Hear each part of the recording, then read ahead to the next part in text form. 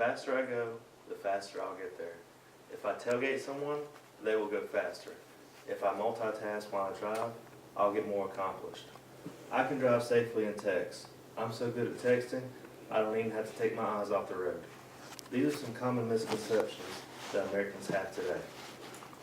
As a driving instructor with FedEx Ground, I plan to give you some facts and tips that will hopefully put these misconceptions to rest.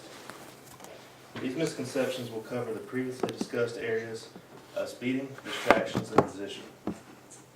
Americans must recognize this issue of driving safety, change their bad driving habits, and stop putting everyone on the road in danger.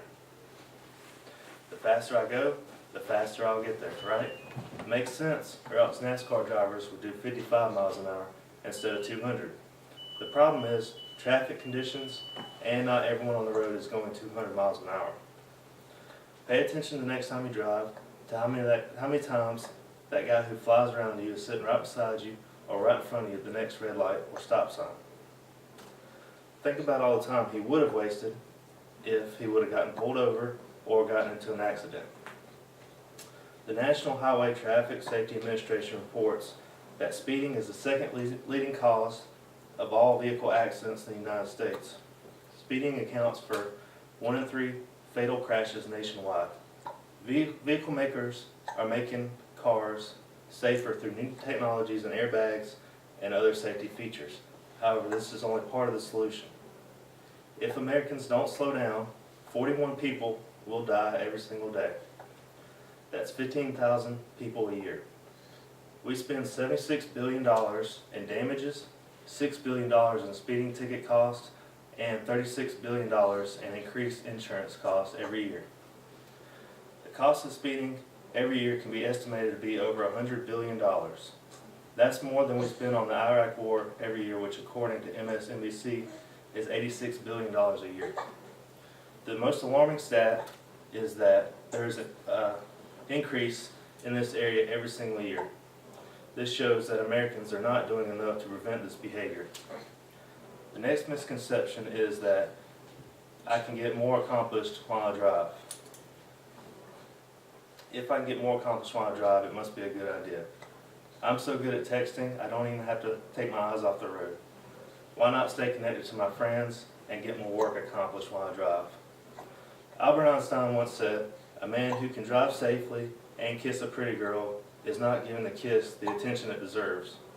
This is a true statement because the human brain is not designed to completely focus on more than one thing at a time.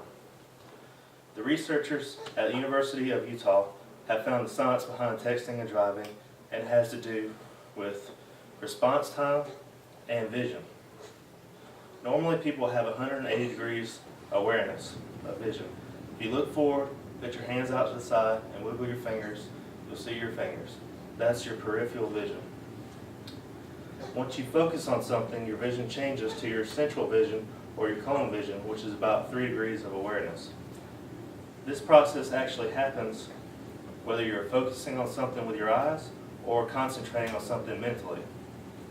No matter if you're looking at the road or not, if you're trying to do something else while you drive, for example texting and driving, then you're not fully aware of road conditions. This, along with delayed reaction times that are more so than drunk drivers, make distracted drivers very dangerous.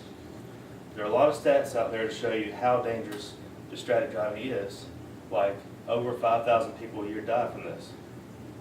But probably the most important one is that it has been growing at a rate of 5% every year, despite media attention and laws in about a dozen states. Due to advances in technology, people feel like they can get away with more because the devices are easier to use. We need a call to action to stop talking and start acting. Put it down and save a life. Lastly, Americans have to stop putting the blame on everyone else for their bad driving habits. Someone ran into me, someone sideswiped me, someone didn't yield for me. It must be their fault. Maybe so, but is there something you could have done to prevent it?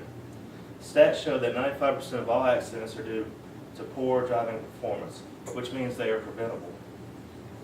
Stop tailgating, America. That car in front of you is not going to go any faster with you on their bumper. If they follow my advice, they will actually go slower so they have more time to stop so you don't run into the back of them.